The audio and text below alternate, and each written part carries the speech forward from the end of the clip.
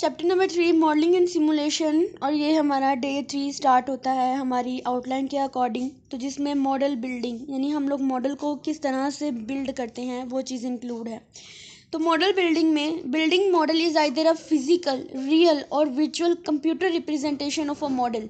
For example देखिए, जब हम लोगों ने किसी बिल्डिंग को बनाना था, अब सिंपल एक बिल्डिंग की एग्जांपल ले लें। अगर मैंने उसे फिजिकली बनाना है तो तब भी मुझे उसके लिए कुछ चीज़ें चाहिए होती हैं, यानी मैंने उसको फिजिकली भी बनाना होता है। लेकिन उस बिल्डिंग को बनाने से पहले मैं वर्चुअल इन्वायरमेंट प्रोवाइड करूँगी उसको। तो वो जो वर्चुअल इन्वायरमेंट जो कंप्यूटराइज सिस्टम होता है, जो हम अपनी बिल्डिंग को बनाने के लिए पूरा मैप करते हैं, उसको हम बोलते हैं हमारा ये मॉडल है। Very often the physical model is smaller than the original model. जो हमारा फिजिकल मॉडल होता है, यानी जो हम लोग पूरे का पूरा एक मॉडल बनाते हैं, वो क्या होता है, जो हमारी ओरिजिनल होती है उससे छोटा आता है।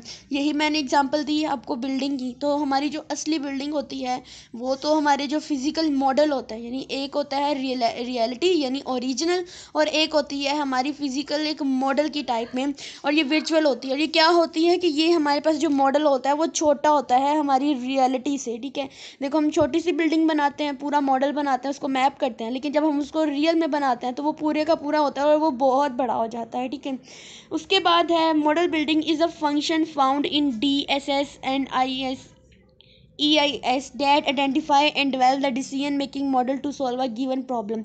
यानी इसमें ये होता है कि हमें अपने सिस्टम को सपोर्ट करने के लिए या हमें अपनी चीज़ों को आइडेंटिफाई करने के लिए भी मॉडल की ज़रूरत होती है।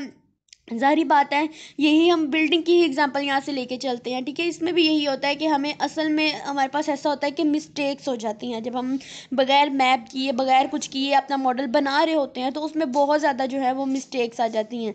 तो उसके लिए मॉडल करना बहुत ज़रूरी होता है। तो मॉडल हमारी डिसीजन मेकिंग में, हमारी प्रॉब्लम को सॉल्व करने के लिए बहुत ज़्यादा नेसेसरी होता है।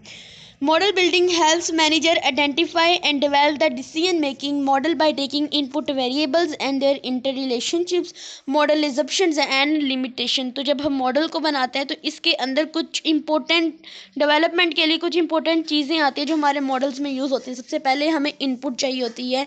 ठीक है, हम वेरिएबल्स की इनपुट करते हैं, उसके बाद इनके दरमियान में क्या रिलेशन है, क्या रिलेशनशिप होता है, इस चीज़ को आइडेंटिफाई करते हैं, और फिर इसमें एजम्पशंस बनाते हैं कि अगर हम इसको ऐसे बनाएंगे तो ऐसे ज्यूम कर लें, अगर हमने इसको ऐसे बनाना है तो ऐसे।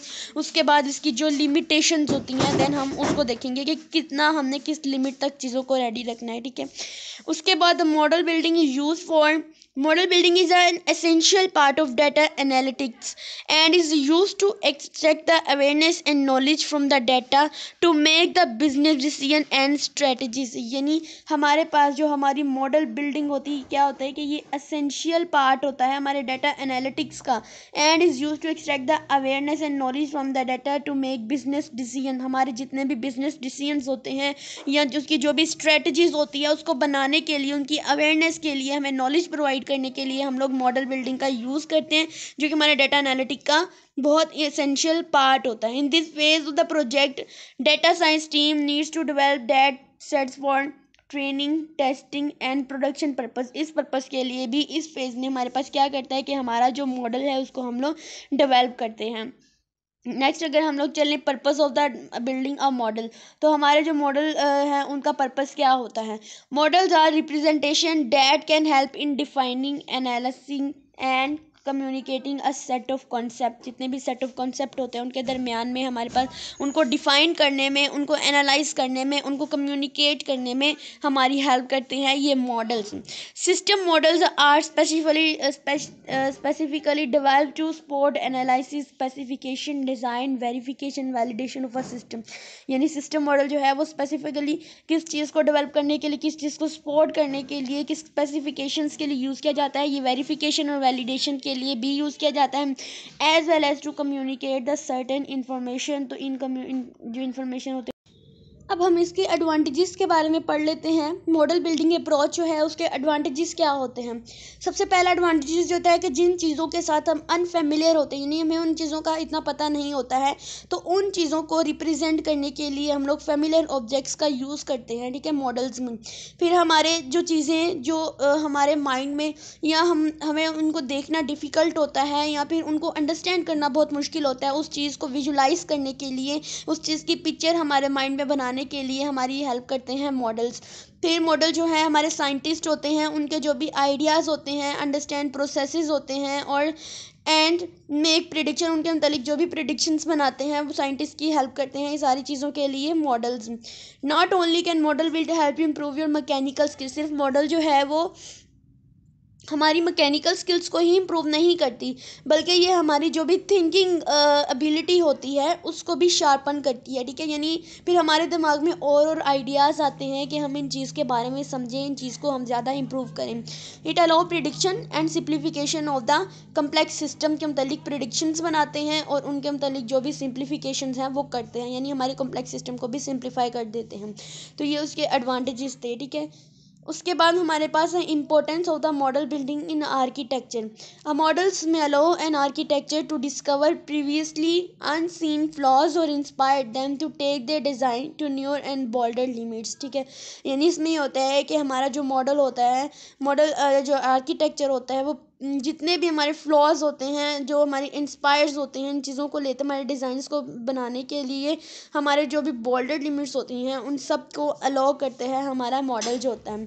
Making a model allow designer to imagine and test how a product look and perform in 3D and it is a great way of checking a product's capability. नीचे जैसे हमारे पास ये पूरी फिगर गिवन है, तो इसमें जो फिगर नंबर 1 है इसमें देखिए हमारे पास क्या गिवन है कि सबसे पहले उन्होंने ये पूरा जो टेबल है, इस पूरे के पूरे टेबल के ऊपर उन्होंने एक मॉडल बनाया हुआ है। किस चीज़ का?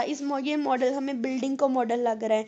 अब यहाँ पर देखिए, यहाँ पे बिल्डिंग्स बनाई है, यहाँ पर बनाई है, यहाँ पर बनाई है, और फिर उन्होंने उसको सिमुलेट करके देखा है कि अगर यहाँ पर रोड बनाएंगे, यहाँ पर हम लोग ये बनाएंगे तो ये कैसा लगेगा। यानी पूरे का पूरा शहर बनाया हुआ है, उन्होंने एक मॉडल बनाया हुआ है कि जैसे हमने कोई सिटी बनानी है उस चीज़ के लिए, फॉर एग्जाम्पल आप गार्डन टाउन ले लें, ग्रीन वैली ले लें, इस तरह पूरे का पूरा इनका एक मॉडल जो है वो तैयार होता है, पूरे का पूरा मैप तैयार होता है कि कहाँ पर कैसा घर बनाना है।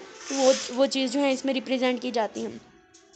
बिल्कुल इसी तरह आप लोग इस चीज़ को देखिए, अगर हमें एक टेबल बनाना है, हमें चेयर बनानी है, उसके लिए भी हमें मॉडल बनाना पड़ता है। जैसे यहाँ पर इस फिगर नंबर 2 में देखिए उन्होंने एक छोटी सी टेबल और चेयर बनाई हुई है, तो ये भी एक मॉडल ही बनाया हुआ है कि हम उसको रियलिटी में किस तरह से रिप्रेजेंट करेंगे।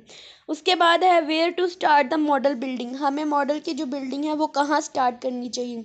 The best way to get start is to first determine what subject you want to build, next you want to determine what skill level is best for you। यानी सबसे पहले हमें कहाँ पर ये स्टार्ट करनी चाहिए। जब हमें इसको स्टार्ट करने का सबसे बेस्ट वे ये होता है कि सबसे पहले हमें डिटरमाइन करना है कि हमें जो बिल्ड करना है मॉडल, उसका सब्जेक्ट क्या है, ठीक है। यानी हमें किससे रिलेटेड जो है वो मॉडल करना है चीज़ों को। और दूसरा ये कि हमें ये पता होना चाहिए कि हमारी जो स्किल्स हैं वो इस चीज़ के लिए कितनी बेस्ट है और कितनी नहीं, ठीक है। हम इसको कितना, हमारा स्किल लेवल जो है वो कितना होगा इसके लिए। How long does it take to build a model. तो एक मॉडल को बनाने के लिए ये कितना टाइम ले सकता है। ईच मॉडल इज़ डिफरेंट, यानी कि हर मॉडल जो है वो डिफरेंट होता है। A simple concept model could take just a few days. और जो सिंपल से कॉन्सेप्ट होते हैं, मॉडल्स होते हैं, कॉन्सेप्चुअल मॉडल्स होते हैं जो सिंपल होते हैं, बिल्कुल वो 1 या 2 दिन ही लेते हैं। फॉर एग्जांपल अगर मैंने चेयर की बात की, तो चेयर का अगर हमें एक मॉडल बनाना है तो वो बहुत सिंपल होता है, ठीक है। यानी वो बस थोड़ा सा ही टाइम लेगा, 1 या 2 दिन ही लेंगे। Larger complex interactive model could take 5 और 6 वीक्स, यानी 5 से 6 हफ्ते जो है वो ले सकते हैं। Most project take somewhere in between 2 और 4 वीक। और ज़्यादा से ज़्यादा जो हमारे एवरेज मॉडल्स होते हैं, यानी एवरेज लेवल के, वो ज़्यादा से ज़्यादा 2 या 4 हफ्ते ही लेते हैं। लेकिन जो कम्प्लेक्स मॉडल्स होते हैं वो हमारे पास जो है वो 5 से 6 महीने जो है वो ले सकते हैं। उसके बाद हमारे पास मॉडल एंड मेथड, इसको हम लोग नेक्स्ट वीडियो में पढ़ेंगे। लेकिन इसमें हम लोग एक दफ़ा फिर से इसका ओवरव्यू ले लेते हैं कि हमें मॉडल को बिल्ड करने का जो स्टार्ट कहाँ से लेना चाहिए और कितना टाइम लेता है। तो हमें सबसे बेस्ट वे उसको स्टार्ट करने का यही होता है कि हमें ये देखना है कि हमने किस चीज़ को बिल्ड करना है, और दूसरा ये होता है कि हमारे पास कितनी स्किल्स, हमारे स्किल लेवल कितना बेस्ट है उस चीज़ को बिल्ड करने के लिए, ठीक है। दूसरा कि कितना टाइम लेता है। अगर हमारे सिंपल मॉडल हैं तो ये चंद दिन लेंगे, और अगर हमारे जो है वो कम्प्लेक्स इंटरेक्टिव मॉडल है तो वो क्या करेंगे, वो 5 से 6 हफ्ते जो हैं वो लेंगे। और अगर हमारा जो है मोस्ट प्रोजेक्ट, यानी कि जो एवरेज लेवल के प्रोजेक्ट होते हैं या मॉडल्स होते हैं, वो जो है वो 2 से 4 हफ्ते लेते हैं।